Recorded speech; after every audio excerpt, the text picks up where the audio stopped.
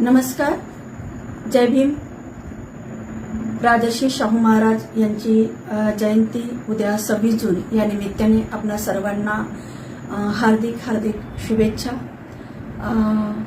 आणि राजर्षी शाहू महाराजांच्या निमित्ताने बहुजन संघटक या चॅनलने मला राजर्षी शाहू महाराजांचे स्त्रीविषयक कार्य यावर बोलण्यासाठीची संधी दिलेली आहे. त्याबद्दल मी बहुजन संघटकला मनापासून धन्यवाद देते आणि शाहू महाराजांच्या कार्यावर थोडासा प्रकाश टाकण्याचा प्रयत्न करते. महाराष्ट्राच्या इतिहासामध्ये जे अनेक समाजसुधारक होऊन गेलेले आहेत त्या समाजसुधारकांमध्ये शाहू महाराजांचं नाव एक छत्रपती राजर्षी शाहू महाराज एक राजा असताना सुद्धा एक समाजसुधारक म्हणून मोठ्या अभिमानाने घेतल्या जातं.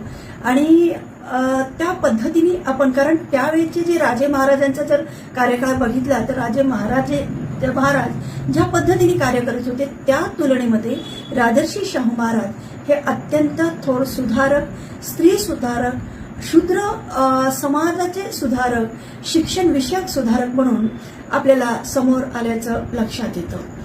तर राजर्षी शाहू महाराजांचा जन्म 26 जून 1874 दरम्यान कागल चे घाडगे सरदार यांच्या घराण्यामध्ये झालेला आहे. राजर्षी शाहू महाराज संपूर्ण जीवनभर एक आदर्श राजा म्हणून स्वतःला बनविण्यामध्ये त्यांनी संपूर्ण जीवन खर्चिक घातलेलं आहे. इतकंच नव्हे ते एक आदर्श गृहस्थ म्हणून सुद्धा त्यांनी स्वतःला बनविण्याचा अत्यंत काटेकोर प्रयत्न केलेला आहे. त्या संदर्भातील काही उदाहरणं मी या ठिकाणी सांगू इच्छिते की वयाच्या 17व्या वर्षी म्हणजे 1891 मध्ये 1 एप्रिल 1891 मध्ये राजर्षी शाहू महाराजांचं लग्न त्यावेळेचे वडोदराचे गुणाजीराव खान बिलकर यांची कन्या लक्ष्मीबाई हिच्याशी झालं.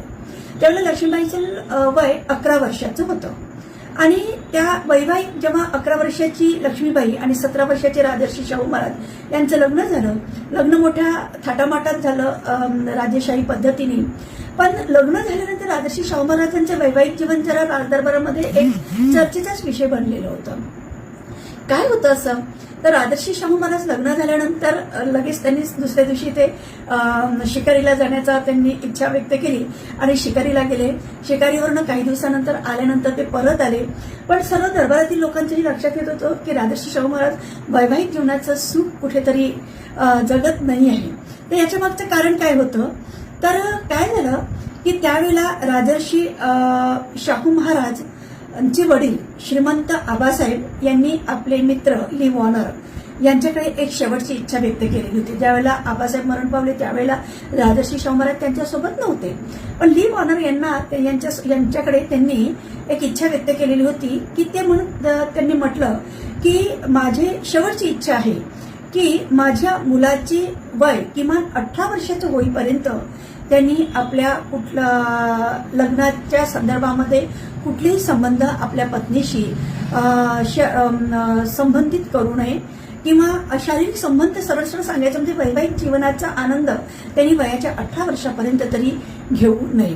आणि अशी सूचना किंवा अशा पद्धतीची शपथ त्यांनी ली वॉर्नरला सांगितलेली होती की ही सूचना त्यांनी राजर्षी शाहू महाराजांना कळवावी.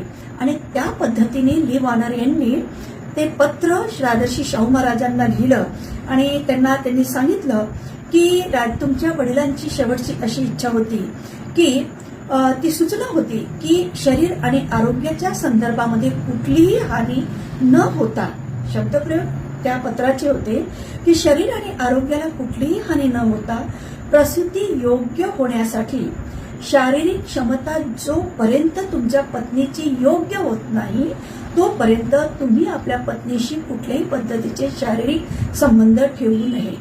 त्यात ते वारंवार असं लिहितात की आपली पत्नी अल्पवयीन आहे म्हणजे शाहू महाराजांची पत्नी लक्ष्मीबाई ही अल्पवयीन आहे आणि अल्पवयीन असल्यामुळे तिच्याशी शारीरिक संबंध ठेवणे हे केवळ तिच्यासाठीच नव्हे तर होणाऱ्या बाळासाठी सुद्धा धोकादायक आहे. वैवाहिक जीवनाचा आनंद उपभोगण्यासाठी निसर्गाने आपल्याला फार मोठं आयुष्यमान दिलेलं आहे. परंतु केवळ भोगलालसा किंवा अनावश्यक उतावीळपणा हा आपल्या पत्नीसाठी पत्नीचं शारीरिक नुकसान किंवा मृत्यूसाठी कारणीभूत ठरू शकतो. आणि म्हणून त्या अशा वेळेला आपला मुलगा जो होईल तो मुलगा या राज्याचा वारसदार राहणार आहे. अशा वेळेला तो वारसदार आरोग्य संपन्न व्हावा असं जर आपल्याला वाटत असेल तर आपल्या मरणोन्मुख वडिलांची ही जी इच्छा आहे की तुम्ही किमान लक्ष्मीबाईला त्या संदर्भात पूर्णपणे तयार होईपर्यंत आणि तुम्ही सुद्धा वयाचे 18 वर्ष आणि लक्ष्मीबाई वयाचे किमान 14 वर्ष कंप्लीट होईपर्यंत तुम्ही तिच्याशी कुठल्याही पद्धतीचा शारीरिक संबंध ठेवू नये. लिव्ह ऑनरचं हे पत्र 1894 लिव्ह ऑनरचं हे पत्र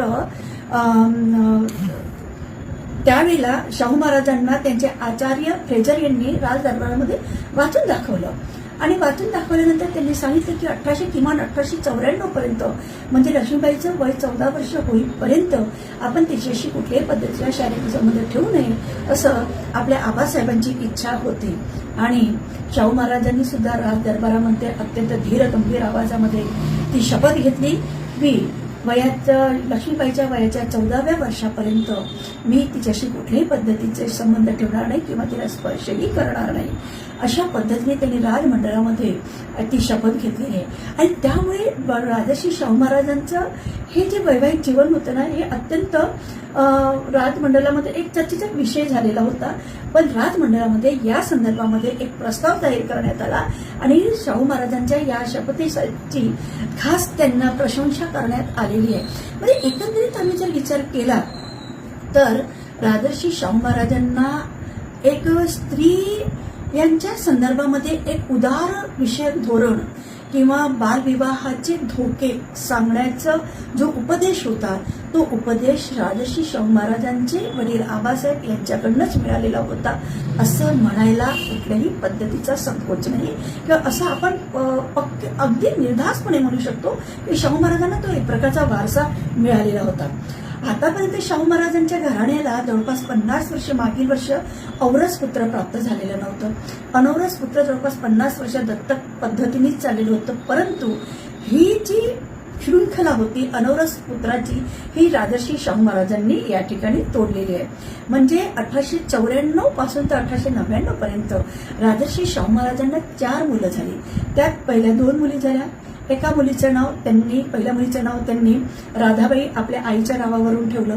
दुसऱ्या मुलीचं नाव होतं आऊबाई, ती काही दिवसातच मरण पावलेली होती. तिसरा त्यांचा मुलगा ज्येष्ठ मुलगा राजाराम आणि चौथा मुलगा ज्याचं नाव ठेवण्यात आलेले शिवाजी. अशा प्रकारे जवळपास 50 वर्ष ज्या घराण्याला औरसपुत्र प्राप्त झालेलं नव्हतं ती शृंखला राजारामांमुळे या ठिकाणी तुटली असं म्हणायला हरकत आहे. आणि त्या कोल्हापूरच्या गादीला औरसपुत्र मिळालेलं होतं. हा एक भाग. दुसरं राजर्षी शाहू महाराजांचं जर सामाजिक आणि राजनैतिक कार्य जर पाहिलं तर गौतम बुद्धांच्या सूत्राप्रमाणे बहुजन सुखाय बहुजन हिताय अशा पद्धतीचंच होतं. आणि बहुजन सुखाय बहुजन हिताय या पद्धतींनीच त्यांनी आपलं कार्य सामाजिक आणि राजनैतिक कार्य ठेवलेले. त्यांच्या ह्या कार्याला विशेष सहयोग करण्याच्या संदर्भामध्ये आणि त्यांना तशा पद्धतीचे विचार देण्यामध्ये त्यांचे गुरुवर्य फ्रेजर, याशिवाय दिवाण रघुनाथराव सबनीस, भास्करराव जाधव, रावसाहेब विचारे आणि त्यासोबत महाराजांचे लहान भाऊ बापूसाहेब महाराज यांचं सहकार्य महाराजांच्या विचार कार्याला प्रेरित करणारं अत्यंत महत्वाचं ठरलेलं आहे. दुसरा भाग शाहू महाराजांचं मद्यपानाच्या संदर्भामध्ये आपण बघतोय की शाहू महाराज दारूच्या संदर्भामध्ये अत्यंत विरोधामध्ये होते. त्याविषयी त्यांना अत्यंत चिड होती कारण त्यांना माहित होतं की त्यांचे वडील आबासाहेब यांचा मृत्यू वयाच्या 30व्या वर्षी केवळ ह्या दारूमुळे झालेला होता आणि त्यामुळे त्याचा परिणाम त्यांच्या बालमनावर झालेला होता. या संदर्भात मी 1-2 उदाहरणं आपल्याला देऊ इच्छेन की एकदा काय झालं त्यावेळी रायबाग परगण्यामध्ये चिंचली गाव होतं. त्या गावामध्ये पशूंचा मेळावा भरायचा. तर त्यावेळेला शाहू महाराजांनी असं फरमान सोडलं की यावेळेला पशूंच्या मेळाव्यामध्ये काही कृषी उत्पादित वस्तूंची सुद्धा प्रदर्शनी भरवावी आणि त्या पद्धतीने ती कृषी उत्पादित प्रदर्शनी तिथे भरवण्यात आली. म्हणजे आम्ही जर आज जर थोडासा जर या ठिकाणी विचार केला ना की ते कृषी प्रदर्शन सरकारकडनं किंवा काही संस्थांकडनं केलं जातं, तर हे काही पहिल्यांदा केलं जात नाही. तर त्यावेळेला राजर्षी शाहू महाराजांनी आपल्या राज्यामध्ये सुद्धा त्यावेळेला कृषी प्रदर्शन भरवायचे. म्हणजे इतके उदार मतवादी आणि कृषीच्या संदर्भामध्ये सुद्धा ते सजग असल्याचं आपल्याला दिसतं. तर ह्या कृषी प्रदर्शनाचं ते सगळं बघत निरीक्षण करत असताना, घोड्यावर निरीक्षण करत असताना थोडंसं काहीतरी त्यांना श्रमामुळे म्हणा किंवा अतिश्रमामुळे म्हणा की त्यांना चक्कर आली आणि ते पडले. काही वेळ ते त्यातून शुद्धीवर आलेले. तेवढ्यामध्ये कोणीतरी आवाज दिला, अरे ब्रँडीला आणा. हे ब्रँडी आणा असा आवाज येतात शाहू महाराज शुद्धीवर आले आणि शुद्धीवर आल्यानंतर ब्रँडीचा आवाज येतात. ते म्हणाले की मी मरेल पण दारूच्या थेंबालाही मी शिवणार नाही. म्हणजे इतकी चीड त्यांच्या मनामध्ये त्या दारूविषयी झालेली होती. इतका निर्धार त्यांनी केलेला होता की आपल्या वडिलांचा मृत्यू त्यांनी आपल्या नजरेने बघितलेला होता आणि त्यामुळे ह्या ब्रँडीला, ज्या माझ्या सोन्यासारख्या वडिलांचा मृत्यू त्या ब्रँडीमुळे झालेल्या, दारूमुळे झालेल्या, त्या दारूला मी या अजिबात शिवणार नाही असा त्यांनी प्रण केलेला होता. दुसरं उदाहरण द्यायचं झालं तर एकदा कसबा बावड्यातील ते आपल्या वडिलांच्या निवासस्थानी गेले. निवासस्थानी गेल्यानंतर त्यांनी प्रवेश केल्यानंतर तिथे एक भव्य अशा पद्धतीचं चित्रकृती त्यांच्या आबासाहेबांची तिथे लावलेली होती. ते पाहून त्यांना त्यांच्या डोळ्यात पाणी आलं आणि पाणी आल्यानंतर थोडंसं ते बालवयात गेले आणि एकदम त्यांचा क्रोधाग्नी असा जागृत झाला आणि ते लगेच आबासाहेबांच्या जे पानाचं जे गृह होतं, मद्यपान गृह, तिथे गेले आणि तिथे ठेवलेल्या ज्या दारूच्या बॉटल त्यांनी त्या उचलल्या आणि खच फोडल्या. त्या बाटल्यांचा आवाज येताच जे नोकर बाहेर होते ते तसे धावत आले. ते अगदी घाबरलेल्या अवस्थेमध्ये शाहू महाराजांकडे बघायला लागले.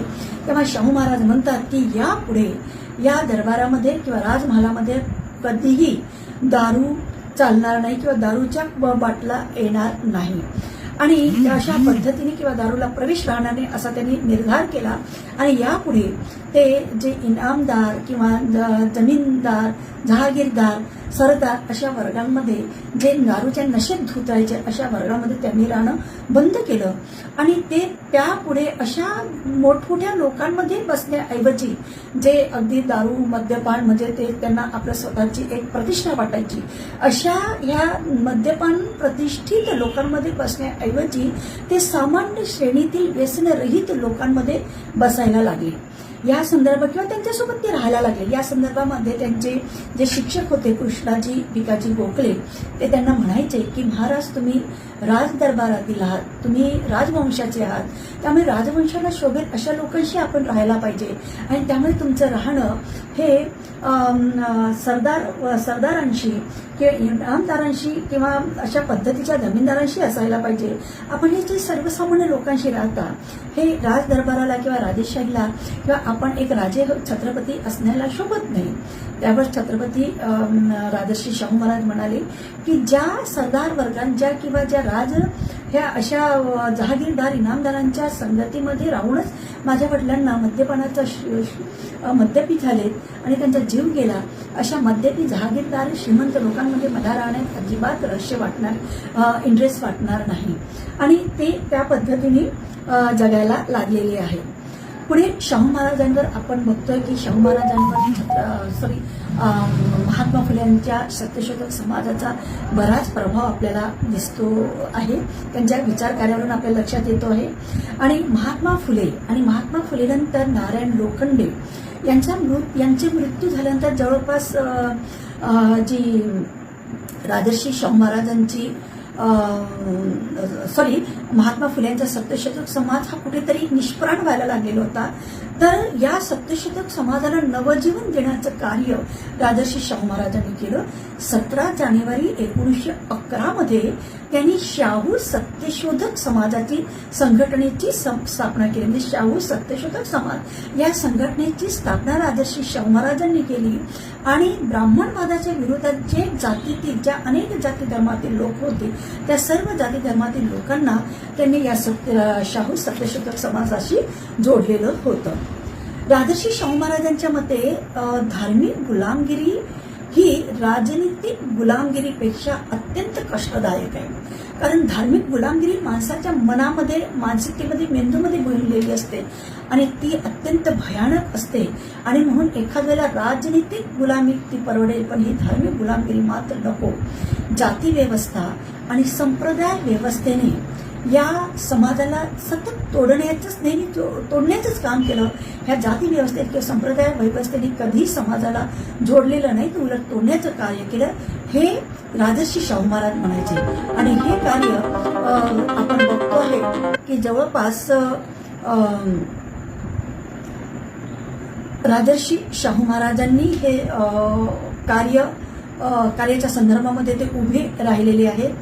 त्यांनी महात्मा फुलेंनी स्थापन केलेल्या धर्माला ते सत्य धर्म मानित होते. सत्याचं आचरण आणि सत्याचं पालन हे सर्वतोपरी धर्म असल्याचं ते म्हणतात आहे. त्यांच्या मनामध्ये दलित पीडित समाजाविषयी अत्यंत आदर आणि प्रेमभावना होती. त्यासाठी त्यांनी 30 मे 1920 नागपूरमध्ये अखिल भारतीय बहिष्कृत संघटनेचं जे अध्यक्षपद स्वीकारलं आणि त्या अध्यक्षपदावरून त्यांनी जे अध्यक्षीय भाषण केलं त्यामध्ये अत्यंत सुंदर आणि साध्या सोप्या शब्दामध्ये त्यांनी सर्व धर्म समभावाची संकल्पना अत्यंत साध्या शब्दामध्ये समजावून दिलेली आहे. कारण जाती व्यवस्था संप्रदायवादाविषयी त्यांच्या मनामध्ये चीड निर्माण झालेली होती. ही जाती व्यवस्था संप्रदायवाद ह्या ब्राह्मण व्यवस्थेने किंवा ब्राह्मणांनी निर्माण केलं. आणि म्हणून आपल्याला या समाजामध्ये जर समाजाचं उत्थान करायचं असेल तर सर्व धर्म समभावाची भावना त्यांनी या आपल्या अध्यक्ष भाषणातून समजावून दिलेली आहे. 150 वर्षापूर्वीचा जेव्हा आपण अभ्यास करतो तर स्त्री शिक्षणाच्या संदर्भामध्ये सनातन्यांचं नेतृत्व करणारे टिळक आपण आता स्त्रियांच्या संदर्भामध्ये बघू की शाहू महाराज आणि त्या शाहू महाराजांच्याच बरोबरीचे त्यावेळेला आगरकर, लोकमान्य टिळक किंवा रानडे हे सुद्धा सुधारक होते. पण शाहू महाराज एक सुधारक म्हणून त्यांचं स्त्रियांच्या संदर्भातील कार्य आणि या इतर समाज सुधारकांचं कार्य या ठिकाणी मी आपल्याला विशेष उल्लेखनीय अशा पद्धतीने सांगते आहे.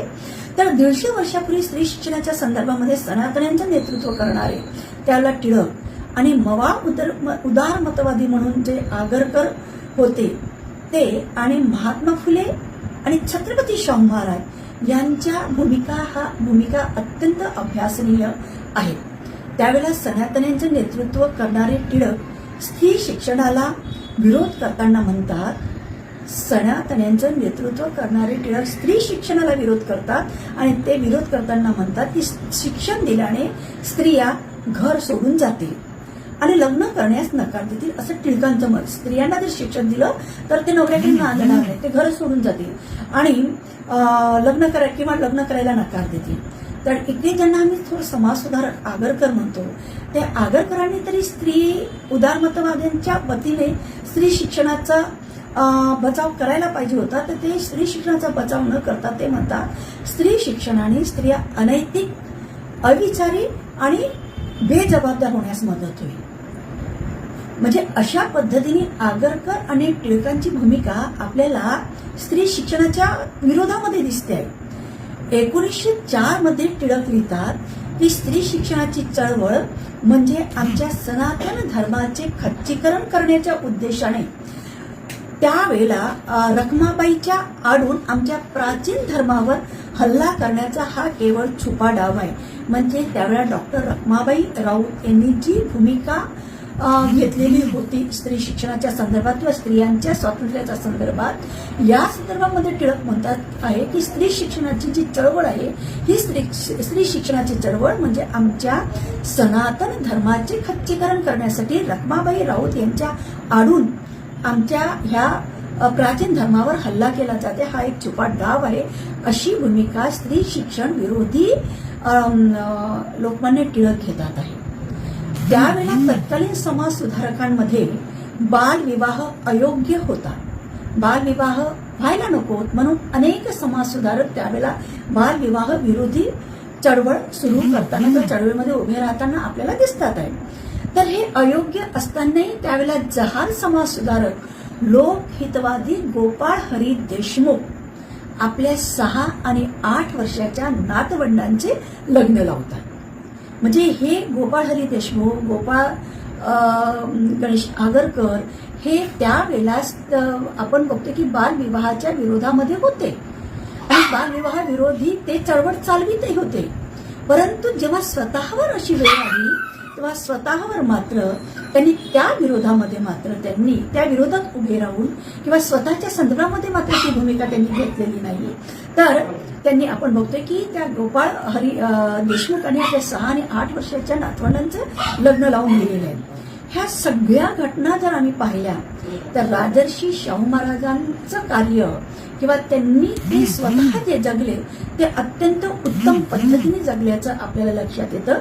कारण शाहू महाराजांचे वडील आप्पासाहेब घाडगे जेव्हा म्हणतात ते आप्पासाहेब घाडगेच आम्हाला अधिक सुधारक वाटतात. आणि ते जेव्हा म्हणतात की शाहू महाराजांचं लग्न झालेले असताना ते आपल्या मित्राकडून शाहू महाराजांना जो एक प्रकारचं पत्र लिहितात किंवा सांगायला सांगतात की लक्ष्मीबाईच्या 14 वर्ष होईपर्यंत तिच्याशी कुठल्याही पद्धतीचा संबंध त्यांनी ठेवू नये. तर या संदर्भामध्ये आपण बघतो आहे की शाहू महाराज तयार होतात आहे आणि शाहू महाराज म्हणजे एक प्रकारे स्त्रियांच्या संदर्भातील एक स्त्रियांच्या सुधारणेच्या संदर्भामध्ये ते पूर्णपणे आपल्या वडिलांना सहकार्य स्वतः ती भूमिका घेऊन सहकार्य करताना आपल्याला दिसतात आहे. त्याचबरोबर आपण परत बघतो आहे की त्या विधवा पुनर्विवाहाच्या संदर्भामध्ये पाठिंबा देणारे न्यायमूर्ती रानडे, विधवा पुनर्विवाह झाले पाहिजेत असे न्यायमूर्ती रानडे सुद्धा त्या चळवळीमध्ये सहभागी होते. पण ज्यावेळेला न्यायमूर्ती रानडेंची स्वतःची पत्नी मरण पावली तेव्हा न्यायमूर्ती रानडे वयाच्या 32व्या वर्षी 9 वर्षाच्या रमाबाईशी लग्न करतात. दुसरी गोष्ट, आपल्या वडिलांना दुःख होईल म्हणून आपल्या विधवा बहिणीचा पुनर्विवाह करायला ते तयार होत नाही. बाहेर विधवा पुनर्विवाह व्हायला पाहिजेत म्हणून ते चळवळ उभारतात, पण आपल्या विधवा बहिणीचं लग्न करण्यास मात्र ते तयार होत नाही. म्हणजे किती विरोधी भूमिका रानडेंची आपल्याला या ठिकाणी दिसते आहे. या सर्व गोष्टींचा जर आम्ही विचार केला तर राजर्षी शाहू महाराजांचे स्त्री सुधारणेच्या संदर्भामध्ये कार्य आपल्याला अत्यंत श्रेष्ठ ठरतात. कशी श्रेष्ठ ठरतात तर आपण बघतो आहे की राजर्षी शाहू महाराजांच्या मित्रांनी एक सुंदर मुलगी राजर्षी शाहू महाराजांकडे आणलेली होती आणि म्हटले की तू राजा आहे, तू ह्या मुलीशी लग्न करू शकतो. कारण राजांना त्यावेळेला राजे कितीही लग्न करू शकत होते आणि त्यामुळे ती मुलगी ते त्यांच्याकडे आणतात. तेव्हा राजर्षी शाहू महाराज म्हणतात की मी ह्या मुलीशी दुसरा विवाह करून माझी स्वतःची पत्नी असताना लक्ष्मीबाई असताना मी ह्या मुलीशी विवाह करून मी त्या मुलीचं आणि माझ्या लक्ष्मीबाईचं जीवन खराब करण्याचा मला कुठलाच नैतिक अधिकार नाही असे म्हणून ते त्या मुलीशी विवाह करण्याला नकार देतात. आणि एवढंच नव्हे तर स्वतःच्या खर्चाने ते मुलाला एका दुसऱ्या अविवाहित मुलाला शोधून त्या मुलीचं लग्न आपल्या स्वतःच्या खर्चाने त्या मुलाशी लावून देतात. म्हणजे ही जी मानसिकता आहे ही मानसिकता त्यावेळी स्वतःला राजा म्हणणाऱ्या लोकांमध्ये नव्हती. पण राजर्षी शाहू महाराज असताना एका संस्थानाचे छत्रपती असताना सुद्धा मात्र त्यांनी पुनर्विवाहाला किंवा दुसऱ्या विवाहाला नकार देऊन ते एक स्त्री आपण बघू की बहुविवाहाला एक प्रकारे ते विरोधच करतात आहे. राजर्षी शाहू महाराजांचं कार्य त्यावेळेला आपला बहुजन हित आहे, बहुजन सुख आहे अशा पद्धतीचंच दिसते आहे आणि त्याच पद्धतीने त्यांनी ते कार्य केल्याचं आपल्या लक्षात येत आहे. राजर्षी शाहू महाराजांचं कार्य स्त्री सुधारणेच्या संदर्भामध्ये परत अत्यंत, कारण बहुजन हित आहे बहुजन सुख आहे म्हणत असताना या ठिकाणी स्त्री सुद्धा होती. तर अशा त्यांचा तो दृष्टिकोन त्या बहुजन हित आहे बहुजन सुख आहे या उक्तीप्रमाणे स्त्रीकडे बघण्याचा दृष्टिकोन त्यांचा अत्यंत आदरपूर्वक असल्याचं आपल्याला लक्षात येतो.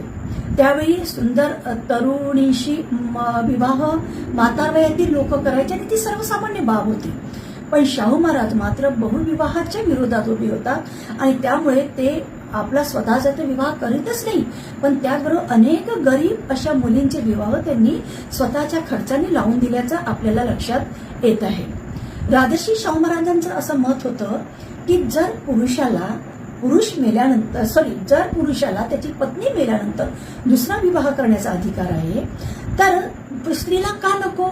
आणि म्हणून जुलै 1917 मध्ये ते आपल्या राज्यामध्ये विधवा विवाह कायदा पारित करतात. म्हणजे ज्याप्रमाणे पुरुषाला आपली पत्नी मेल्यानंतर दुसरा विवाह करण्याचा अधिकार आहे, त्याप्रमाणे स्त्रीला सुद्धा अधिकार असायला पाहिजे. म्हणून ते जुलै 1917 मध्ये विधवा विवाह कायदा पारित करतात आणि असं करून ते प्रकारे मनोव्यवस्थेवर जोरदार प्रहारच करतात आहे.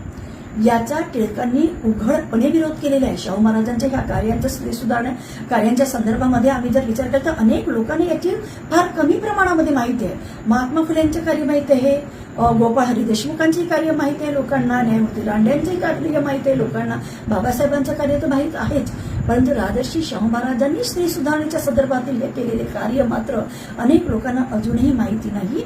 तर अशा हे राजर्षी शाहू महाराज जुलै 1917 मध्ये आपल्या राज्यामध्ये विधवा पुनर्विवाहाचा कायदा जेव्हा करतात तेव्हा त्यावेळेला टिळक म्हणतात की टिळक ह्या विधवा पुनर्विवाहाचा विरोध करतात आणि ते म्हणतात की स्वातंत्र्य आमचा जन्मसिद्ध अधिकार आहे, परंतु गैरब्राह्मणांसाठी ब्राह्मणांनी जी शोषण व्यवस्था निर्माण केलेली आहे ती समाप्त करण्याच्या विरोधात मी अजिबात नाही.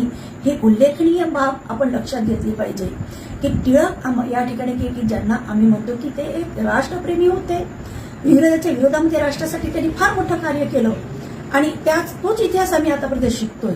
परंतु स्त्री सुधारणेच्या संदर्भात ते किती विरोधी होते हे मात्र अजूनही लोकांना माहिती नाही किंवा ते इतिहासामध्ये दिलेलंच नाही. तर या ठिकाणी टिळकांचं हे मत आपण बघतो की ज्यावेळेला राजर्षी शाहू महाराज विधवा पुनर्विवाह कायदा करतात त्यावेळेला टिळक म्हणतात की स्वातंत्र्य हा आमचा जन्मसिद्ध अधिकार आहे, परंतु गैरब्राह्मणांसाठी ब्राह्मणांनी जी शोषण व्यवस्था केलेली आहे ती समाप्त करण्याच्या संदर्भात मात्र किंवा ती समाप्त करण्याच्या विरोधात मी अजिबात नाही. म्हणजे ही शोषण व्यवस्था कायम ठेवण्याच्या संदर्भामध्ये टिळक उभे असताना आपल्याला दिसतात.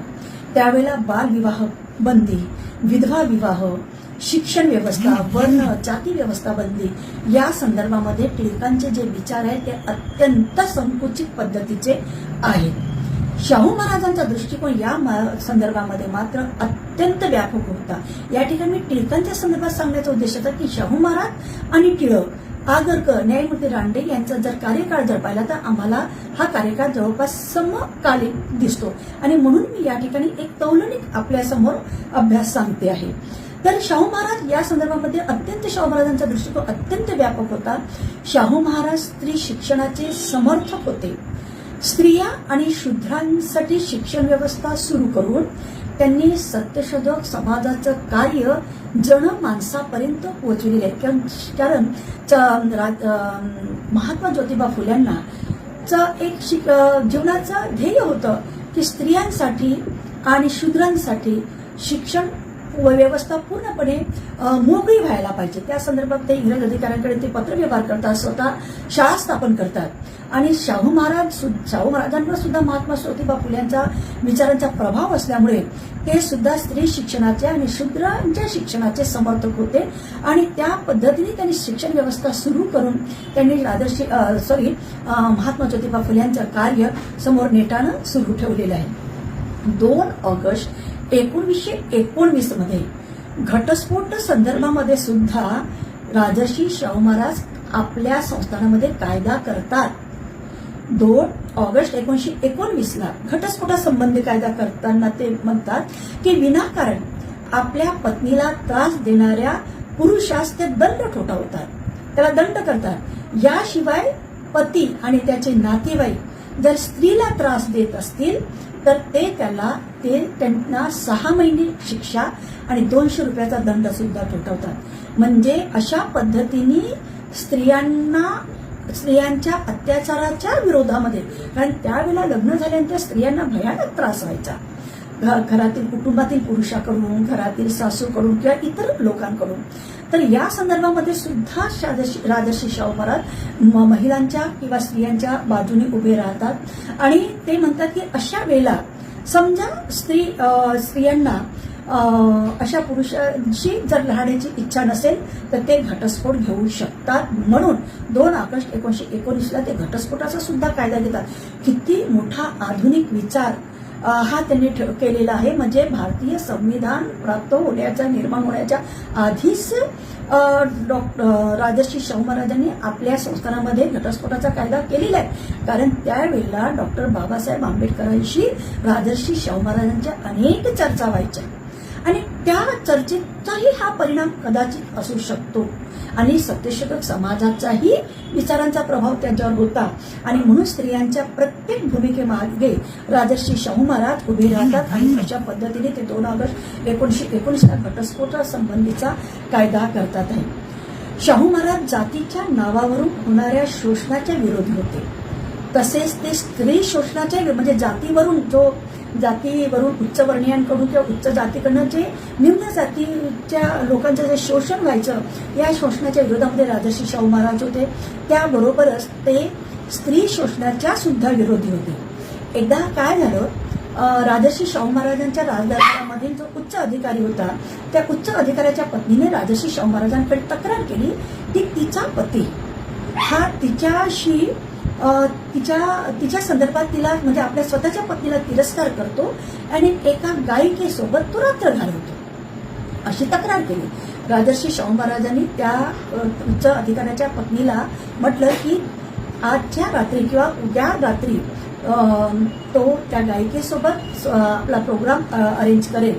त्या दिवशी तू त्या गायिकेची आणि आपल्या नवऱ्याची चांगली पिटाई कर, बाकी समोरचं मी बघेन. त्या दिवशी त्या गायिकेसोबत तिचा नवरा आपल्या प्रोग्राममध्ये बसला आणि ती पत्नी गेली आणि आपल्या नवऱ्याची आणि त्या गायिकेची पिटाई केली आणि तो नवरा त्या ठिकाणी सावरला. विशेष म्हणजे एवढंच थांबलं नाही तर राजर्षी शाहू महाराज त्या दिवशी रात्री स्वतः त्या अधिकाऱ्याच्या घरापर्यंत उच्च अधिकाऱ्याच्या घरापर्यंत रात्री जाऊन त्या रस्त्यावर उभे राहिले की त्याच्या पत्नी जर त्याची पिटाई करते आहे तर असा कुठलाही प्रकार घडू नये म्हणून त्या स्त्रीला पूर्णपणे समर्थन करण्यासाठी किंवा तिच्या पाठीमागे उभे राहण्यासाठी राजर्षी शाहू महाराज स्वतः रात्री त्यांच्या घराकडे गेलेले होते.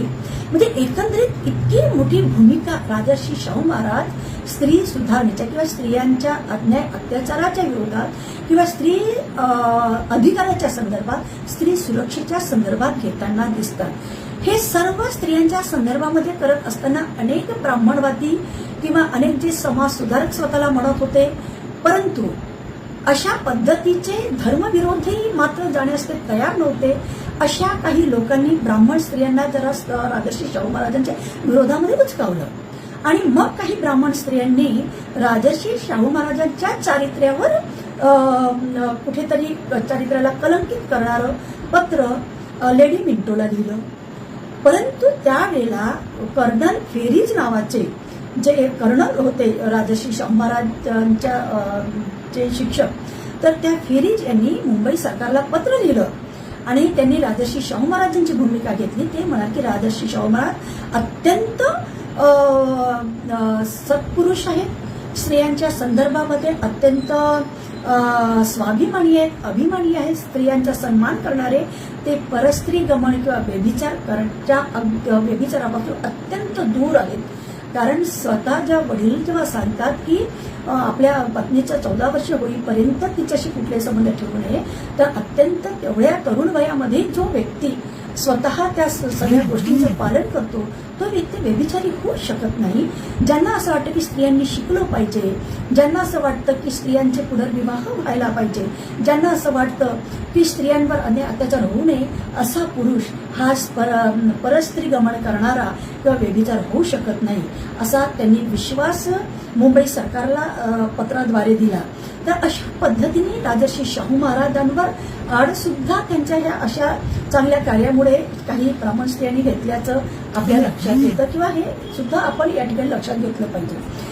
1912 मध्ये प्राथमिक शिक्षा मुलींसाठी त्यांनी मोफत शिक्षण सुरू केले. 1912 मध्ये त्यांनी मोफत शिक्षण व्यवस्था मुलींसाठी सुरू केली. त्यावेळेला सुद्धा लोकमान्य टिळक या मोफत शिक्षणाच्या विरोधामध्ये उभे राहिलेले आहेत.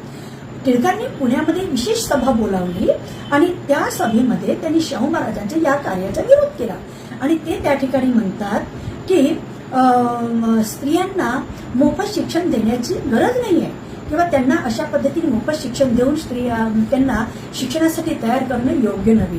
पण त्यावेळच्या सभेमध्ये टिळकांचाच विरोध अनेक लोकांनी केल्याचंही आपल्याला लक्षात येतं.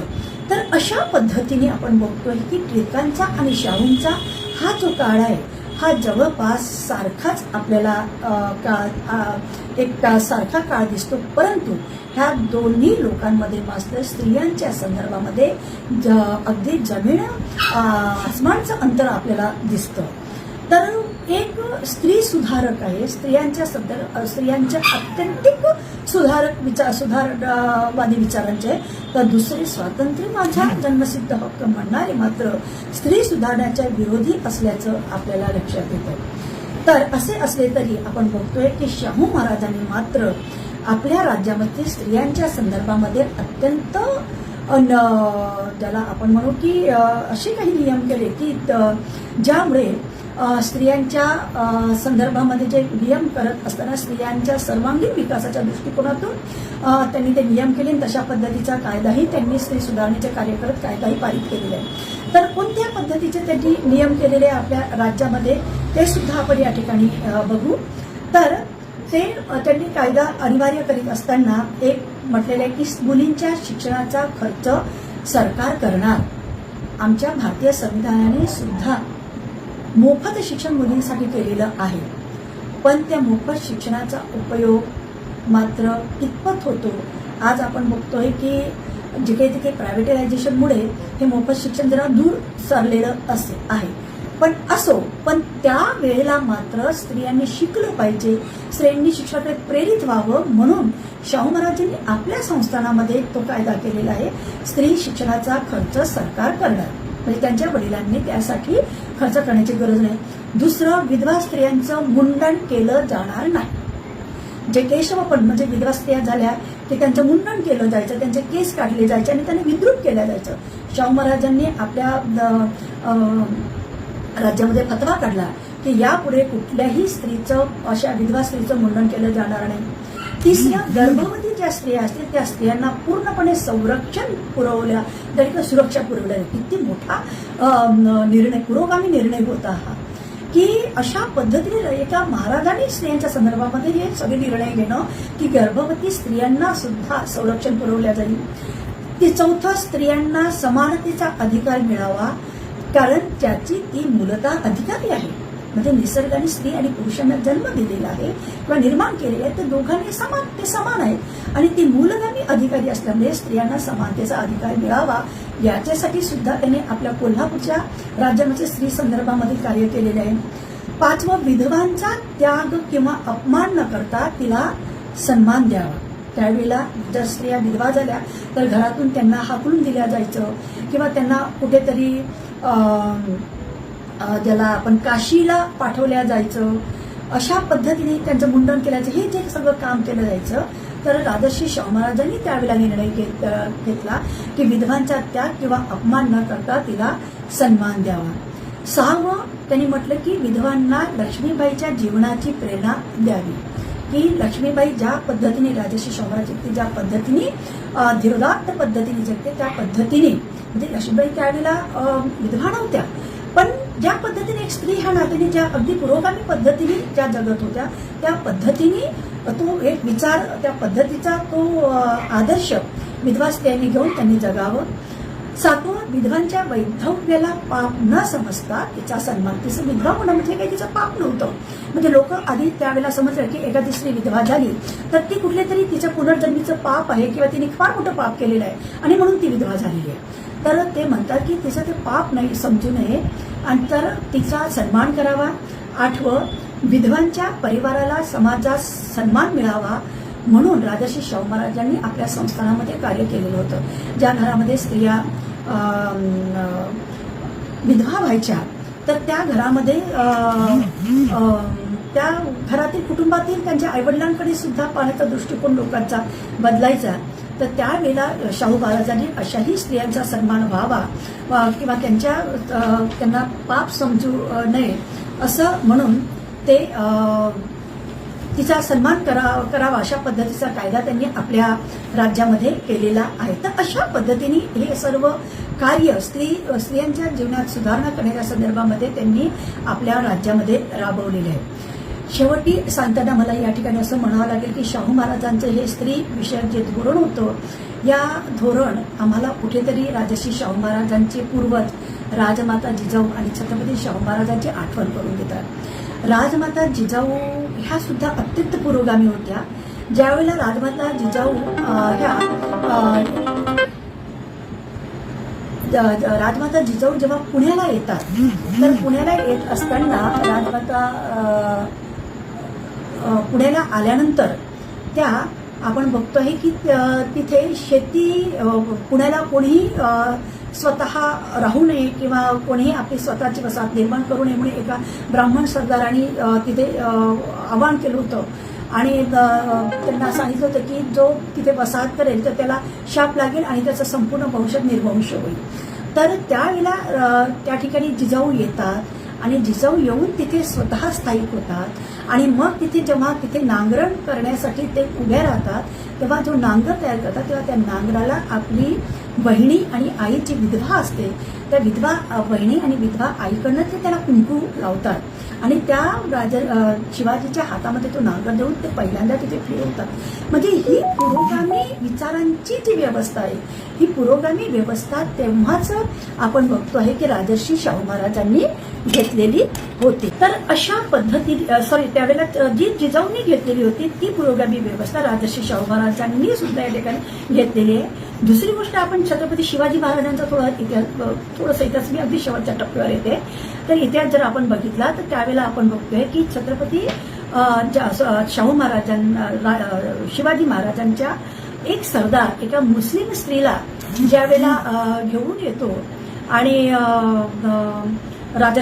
छत्रपतींना म्हणतो की नजराणा करतो की मुस्लिम स्त्री की हिच्याशी तुम्ही लग्न करू शकता, त्यावेळेला छत्रपती शिवाजी महाराज त्या मुस्लिम सरदाराच्या सुनेचा सन्मान करतात आणि तिला चोळी बांगडी करून तिला सन्मानाने परत पाठवतात.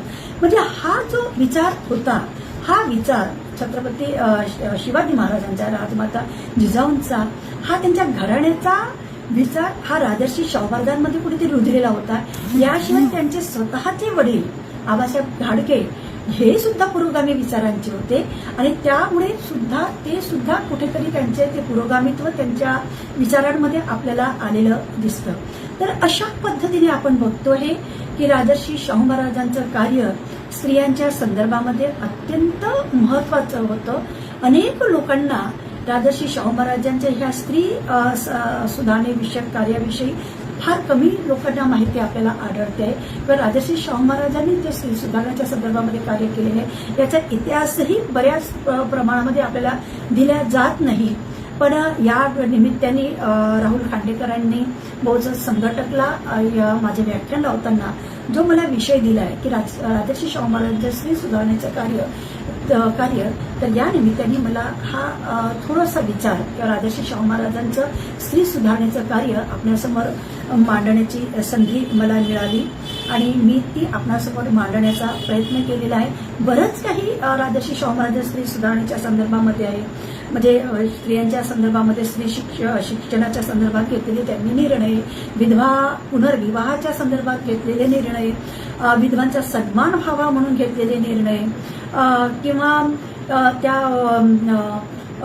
एखाद्या घटस्फोटाच्या संदर्भामध्ये घेतलेला निर्णय हा किती मोठा निर्णय होता. म्हणजे तो मनुवादी व्यवस्थेला अगदी लाथाळण्यासारखाच होता. स्त्रियांनी घटस्फोट घेणं आणि घटस्फोट घेण्याचा निर्णय घेणं म्हणजे किती मोठी भूमिका होती. पण तो निर्णय सुद्धा किंवा तो सुद्धा कायदा राजर्षी शाहू महाराजांनी आपल्या 1919ला आपल्या राज्यामध्ये करतात आहे. म्हणजे हे सगळे जेव्हा आम्ही विचार करतो आणि मुलींनी शिकलं पाहिजे म्हणून त्यांच्यासाठी मोफत शिक्षणाची व्यवस्था सुद्धा त्यांनी केलेली आहे. ते हे सगळे निर्णय आपण जेव्हा बघतो आहे तेव्हा असं लक्षात येतं की राजर्षी शाहू महाराज हे स्त्रियांच्या संदर्भात, स्त्री शिक्षणाच्या संदर्भामध्ये अत्यंत आग्रही भूमिका ठेवणारे होते आणि असे हे राजर्षी शाहू महाराजांच्या कार्याला, त्यांच्या विचारांना मी नतमस्तक होते आपण बहुजन संघटकनी मला या ठिकाणी बोलण्याची संधी दिली आणि राजर्षी शाहू महाराजांचं स्त्री सुधारणेच्या संदर्भामधील कार्य आपल्यासमोर सांगण्यासाठी मला एक प्रकारे संधी दिलेली आहे. त्याबद्दल मी बहुजन संघटकचे प्रमुख जे राहुल खांडेकर आहेत, शारदा खांडेकर आहेत, यांना मी धन्यवाद देते. आपण सर्व या ठिकाणी मला ऐकत आहात, मला लाईक सुद्धा करत आहात. तर आपणा सर्वांना सुद्धा मी मनापासून धन्यवाद देते आणि या ठिकाणी थांबते. जय भीम, नमबुद्धाय. आणि परत एकदा राजर्षी शाहू महाराजांच्या विचारकार्यांना परत मी एकदा नतमस्तक होते आणि या ठिकाणीच थांबते. धन्यवाद.